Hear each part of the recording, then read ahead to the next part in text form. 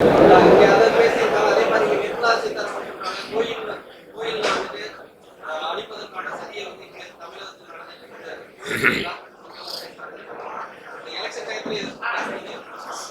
அதெல்லாம் பேசுவாங்க, அதெல்லாம் ஏற்புடையதா தம்பி?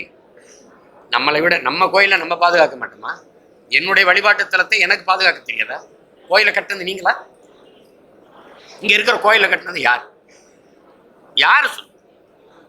நாங்க கட்டணும்.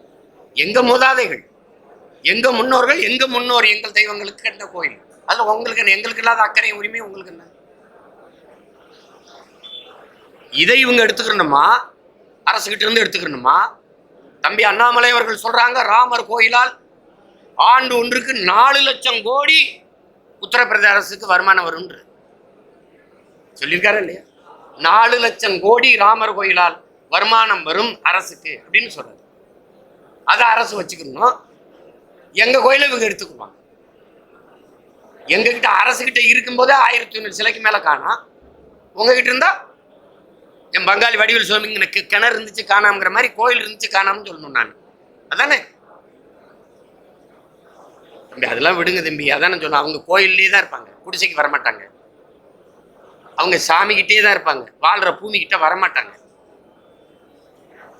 அதே பேசணும் வேற. அவ்வளவுதானே. நன்றி.